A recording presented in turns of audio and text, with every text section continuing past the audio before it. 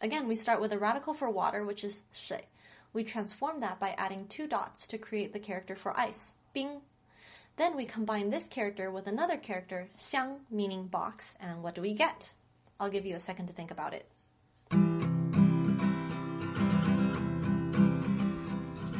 大家好. Welcome back to Sing and Learn Chinese. Obviously, in this video, we're not going to be doing a whole lot of singing. Instead, we're going to lay the foundation so that you will know how to sing and speak and read and understand Chinese. So, let's start with how Chinese works. How languages work in general. What makes up a language? Every language, not including sign language, consists of 4 things basically: hearing, speaking, reading, and writing. And usually people learn languages in that order, with some exceptions. I like to group these 4 categories into 2 main ones: auditory, which are the parts of the language that have to do with sound, and visual, the parts of the language that have to do with sight. In a lot of languages like English, Spanish, and even some Japanese, at least with the hiragana and katakana, the visual and the auditory parts of the language are obviously linked. Once you learn to recognize the different letters and you learn their pronunciations, you'll know how to sound out just about every word in the language, even if you don't know their meanings yet. But Chinese is a bit more complicated. What makes up Chinese? When it comes to learning Chinese, there are a few things I recommend starting with as a beginner.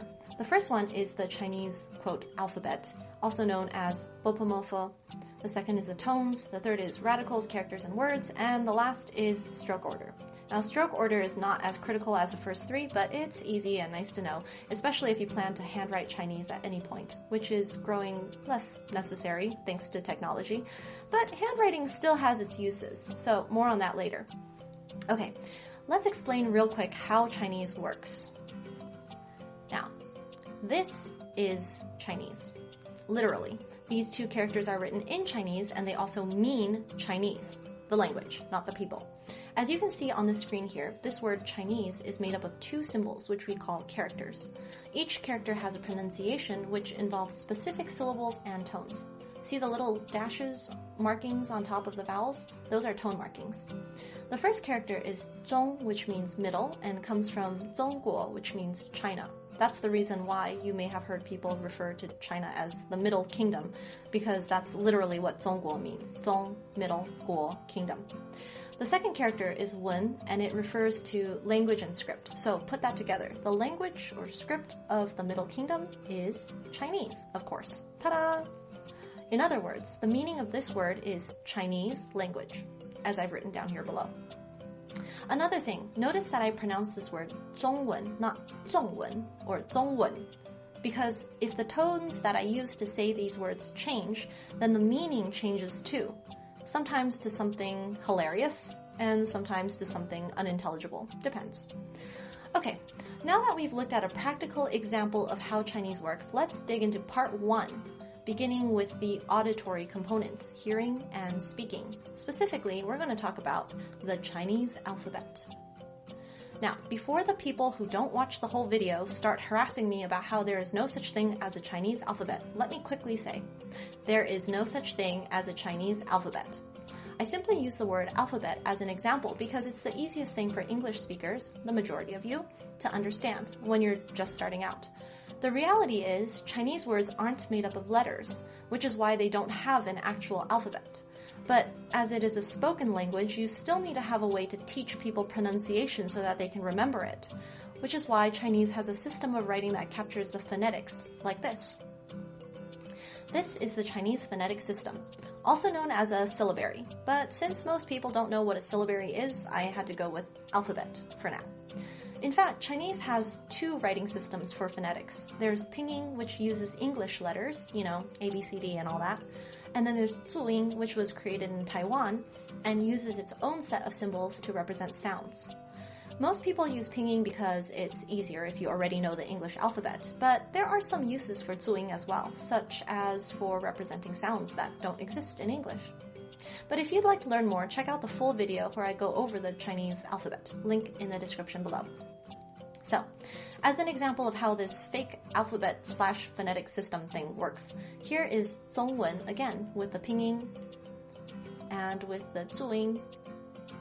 As you can see, the two words 中文 are made up of the sounds zhi plus ong, then wu plus n. Zhi ong wu n equals 中文. It's just like in English, the word Chinese is made up of the consonant ch, the vowel I, the consonant n, the vowel e, and the closing sound z. Chinese. Boy, that took a while. Bet it's been a while since you broke down your English into phonics like that, huh? Okay, the important thing to notice is that although you can use pinyin or zhuyin to write out the way Chinese sounds, the official Chinese script is not made up of pinyin or zhuyin. That's just a supplemental system to help you learn how to speak Chinese. Real written Chinese is made up of characters, composed of pictographic elements, which we'll talk about a little later in this video. Anywho, there are over 400 syllables in Chinese made up of these phonetic sounds. If you want to download a copy of the entire pronunciation chart, you can do that at singandlearnchinese.com for free, and also get access to a few other goodies that I won't talk about here. So, go do that after you finish watching this video. Okay, now that we've gone over Chinese syllables, let's talk about the second important thing you need to know to hear and speak Chinese properly: tones. Now, the truth is, every language has tones. Take this phrase here. What happened? You can say it scared. What happened? Or inquisitive. What happened? Or about to get angry. What happened? Or sad. What happened? Or robot style. What happened? Notice that the tone of my voice goes up and down on different words, and depending on how I inflect my voice, the emotion behind each word is different. But the words themselves don't change definitions. What is still what. Happened is still happened. Not so with Chinese.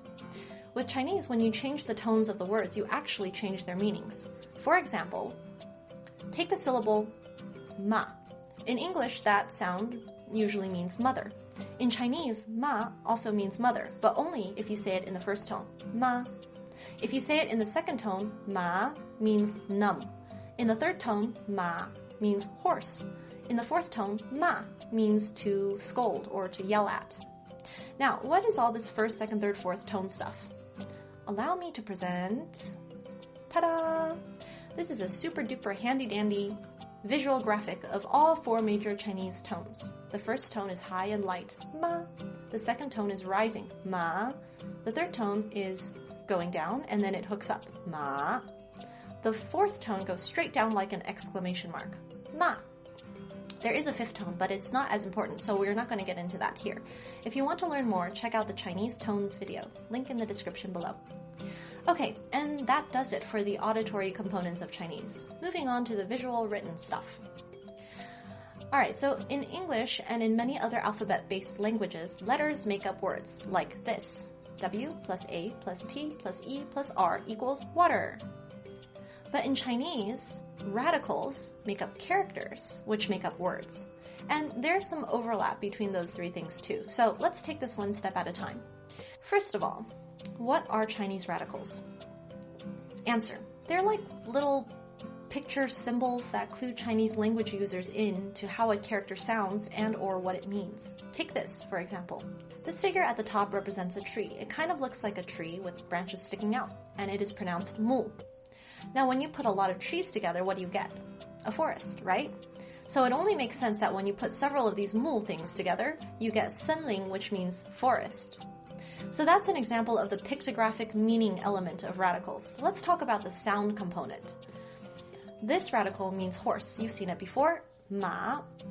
The original form looked a little bit more like a horse, with a long flowing mane, and those 4 dots at the bottom, which are like the horse's running feet. Of course, over time, the picture simplified and became more symbolic, but you can still kind of see the horse figure in this character, right? A horse head, horse feet. Now, horse in Chinese is pronounced ma. And what does that word sound like, I wonder? Oh yes, how about ma, mother? Notice how the word for mother, ma, is pronounced exactly the same as the word for horse, ma, except for the tone thing. Mother uses the first tone, ma, horse uses the third tone, ma. And because the pronunciation is so similar, the written character is similar too. The character for mother uses the character for horse plus an additional radical to the left, which means woman.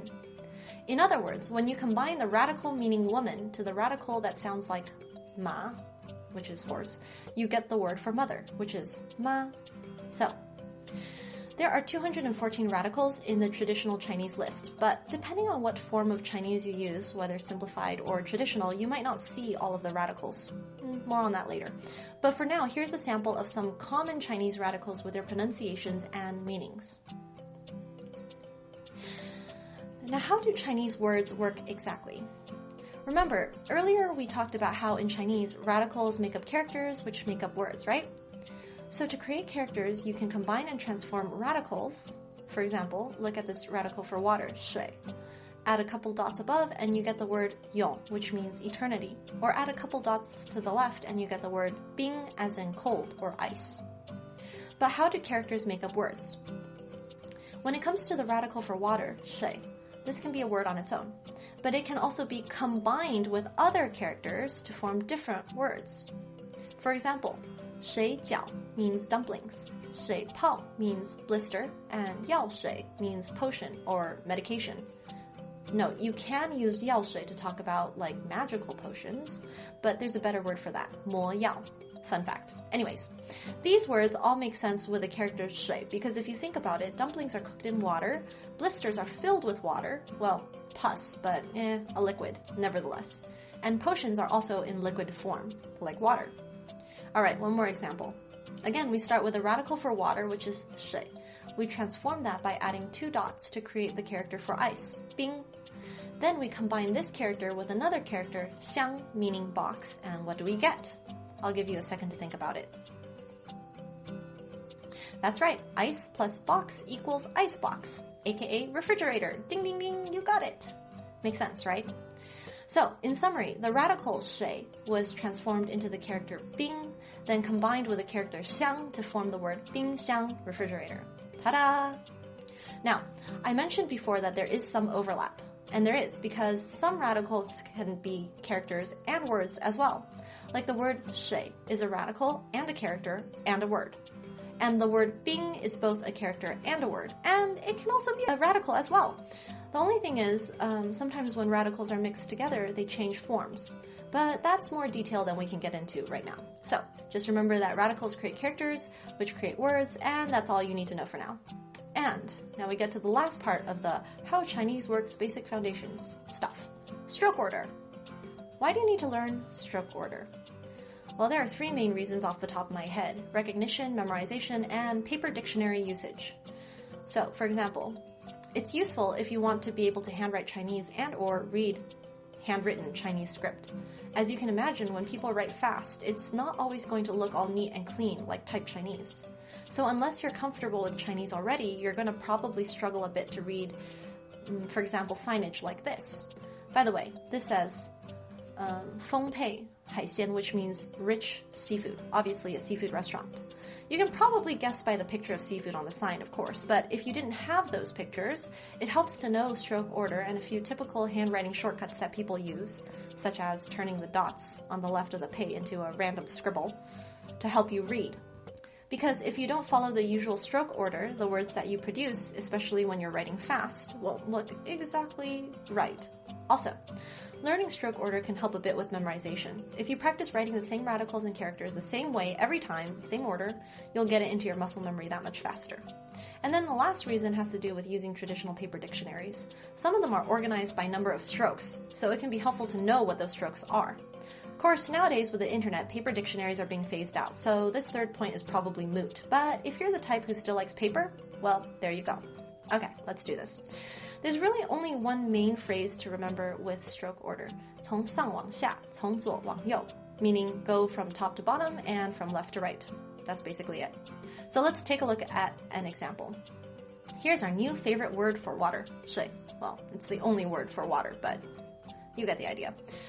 To write it, you first go down, with a little hook at the end, which happens when you lift off the page while writing with a brush, which is what all of the old Chinese calligraphers used. No mechanical pencils back then, you know? And this is stroke number 1. Then you make a sideways V starting from the left, like so. This is stroke number 2.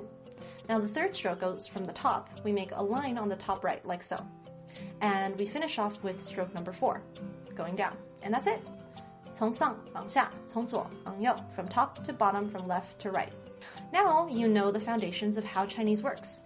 But of course, like every language, there's a whole lot more you can learn about Chinese if you really want to sink your teeth into it.